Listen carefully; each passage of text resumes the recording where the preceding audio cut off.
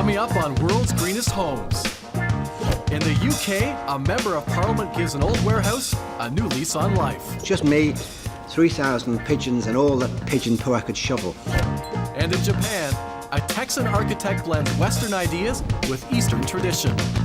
I always thought if I had the chance to design a modern version of an old Japanese house. Then off to the Netherlands, where a suburban family have made transparency a way of life. Join us as we visit the world's greenest and most extraordinary homes on the planet.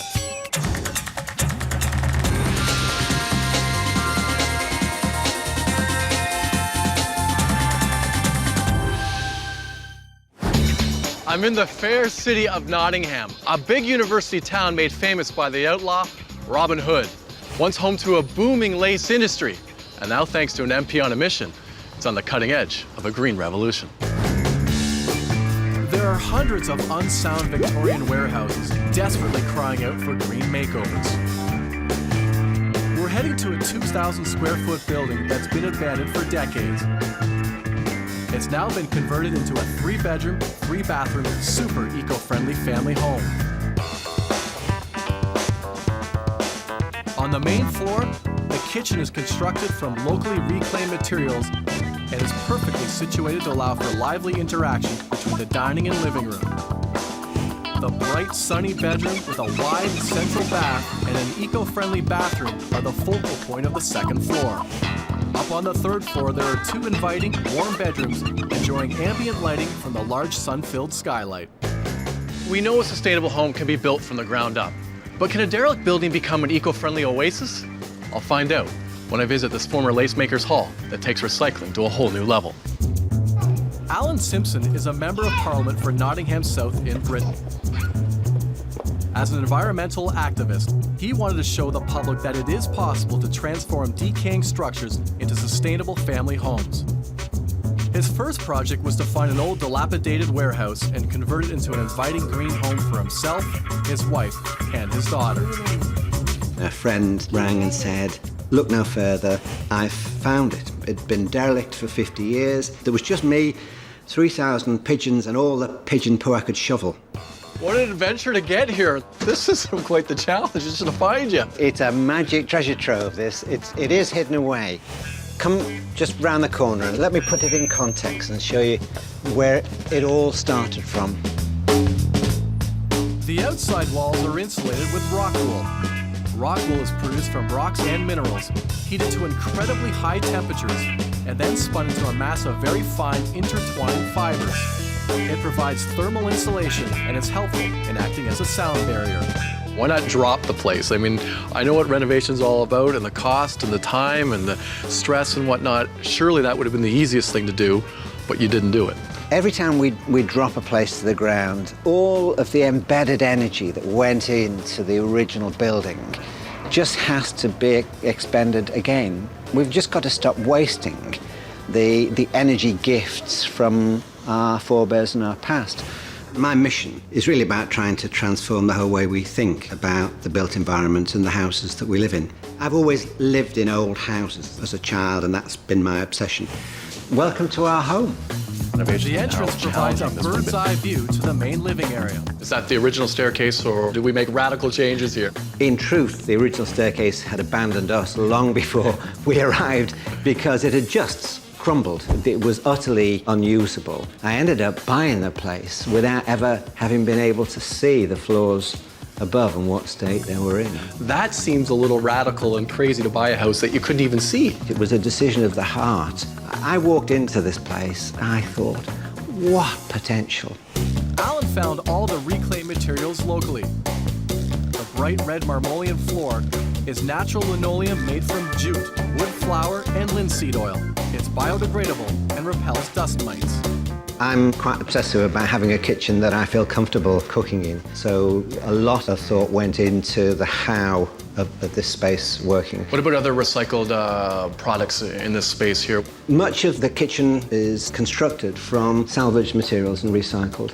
The surfaces have all been reclaimed woods that have been cut into blocks and then bonded together. 85% of everything in this eco-conscious home is reclaimed or recycled, and these giant cardboard tubes are no exception. Not only are these recycled fiberboard rolls cool to look at, they're excellent for both sound and heat insulation. There was a school somewhere in the south of England that had built walls from recycled fabric material rolls. It does symbolize what you can do from the use of recycled materials. It's just about imagination more than anything else. And the imagination just keeps rolling along. The floor in the colorful living area is striking and original. These are basically the panels that you would see boarding up broken shop windows. And they're all made from recycled shredded timber that are just pressed into boards. So we thought, actually, you could make a really nice floor out of that. It has a sort of marbling effect. How did you get the pigeons out here? The pigeons were an event in themselves. We dealt with them ecologically. We hired a man with a hawk, and they came in here, and the hawk looked up at the pigeons and just flapped its wings. And it could see 3,000 versions of lunch. And all of a sudden there was this enormous fluttering of wings, and out they went. From that day onwards, the pigeons never came back in here. In the UK, we have 25 million existing properties, and if we're going to reduce our carbon emissions, the big question is, what do we do with the existing housing stock? Does it get better the higher we climb? Well, I'd like to think that every floor has its own little surprises. Oh, I love the exposed brick. Which is, for me, a real earthy quality in the house itself. I can't go past the brickwork without wanting to touch it's beautiful. From 18th century bricks to recycled glass, this building is filled with some very pleasant eco-surprises. So this was a gift partly from the builders. The builders. Well, we knew we had to put a double glazed window here and wanted to make it the sort of thing that many of us had as children, which was a kaleidoscope. So the builders kept wine bottles that had been finished at the end of a working week, and we had the wine bottles sliced and bonded to the front piece of glass. You get this fantastic cascading of light. On the way to the master bedroom is an interesting little bit of wastewater promotion.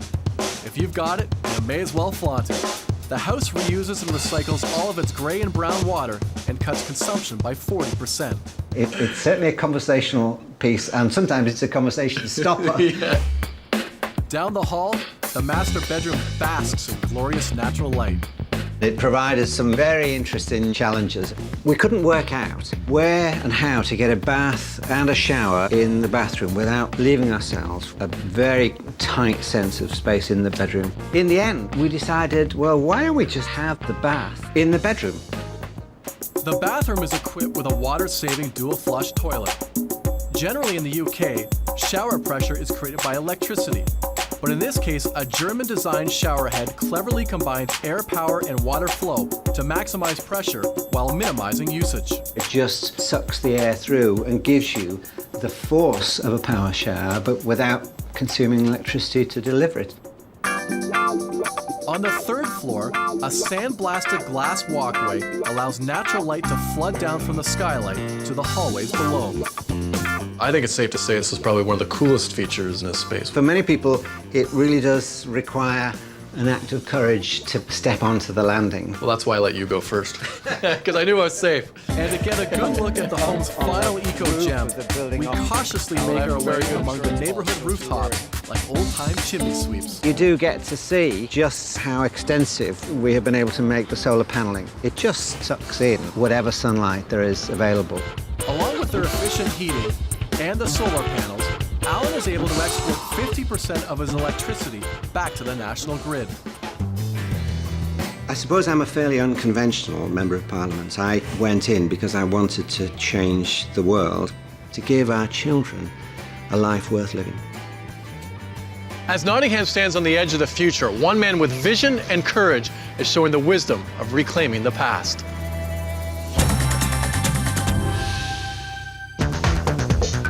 When one thinks of Japan, what comes to mind are breathtaking ancient temples set amid bustling, futuristic urban backdrops. A 4-hour drive from Tokyo is Nagoya, Japan's 4th largest city and industrial powerhouse. Like the rest of Japan, this dynamic metropolis manages to harmonize the modern and traditional ways of life beautifully. This is a unique 1,000 square foot, 2-bedroom, open concept house in the neighborhood of Kakuazan. Here, ancient Japanese customs coincide with Western eco-architecture to create a multicultural family home. The house is perched over a gently reflecting shallow pool of water. Upstairs on the main floor, the windows and doors slide away, allowing for cooling cross-ventilation. On the lower level are 2 bedrooms and a light-filled master bath. Former Texan architect Michael Wienick has made a career out of designing houses in Japan. My boss wanted me to come work in Japan, and it was a 3-month assignment that ended up lasting 18 years so far. In 2005, Michael designed and constructed an eco-friendly house for his wife Keiko and their son Ray. It's not the biggest house in the world, but the way we made it and stuff kind of makes it feel like it's a pretty big house. This piece of land came with some major building and design challenges, namely the steep 30-foot drop. My wife looked at it and said, you know, a Japanese person will never buy this. It's too difficult to build on. As an architect, I looked at it and thought, this is nirvana. You know, I could do something with this.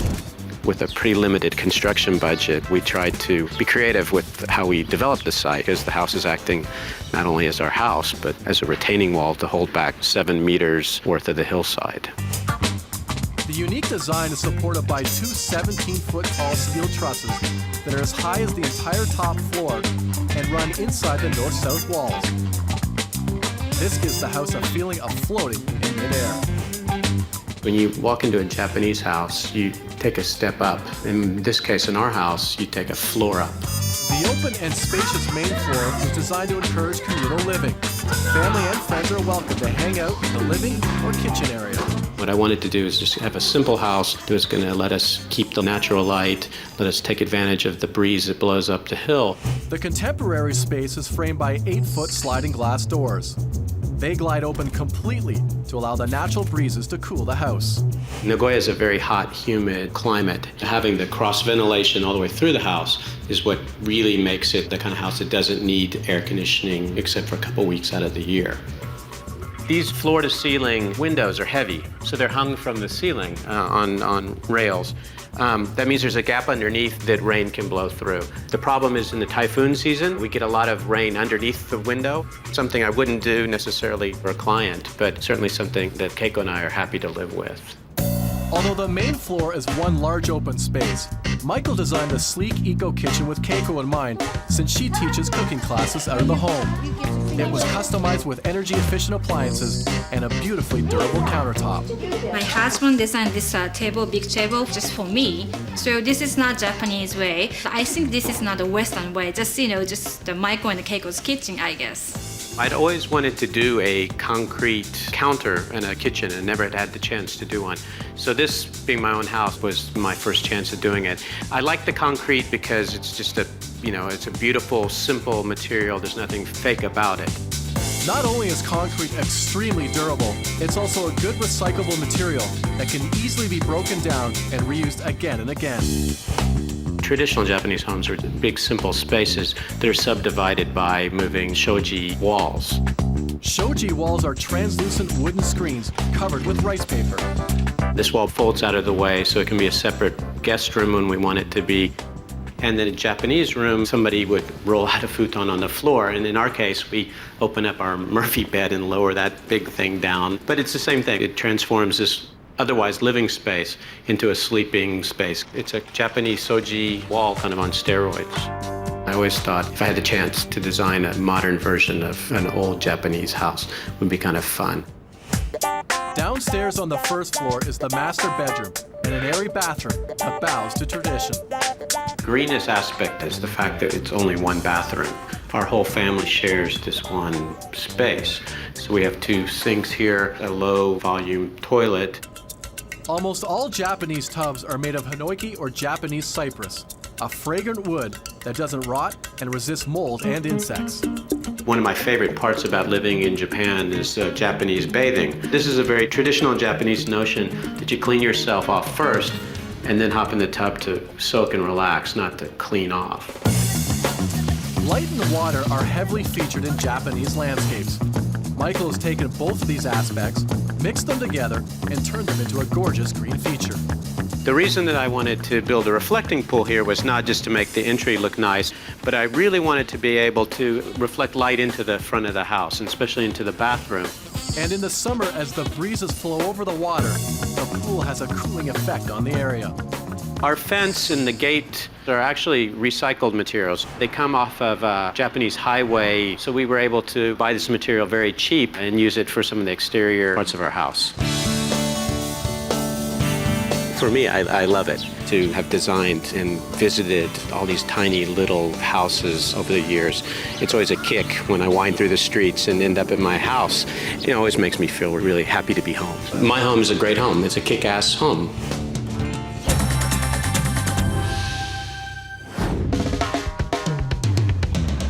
It's sometimes called Venice of the North, also known as Sin City and the party capital of Europe, Amsterdam. Where hundreds of miles of canals wind through the cultural center of the Netherlands.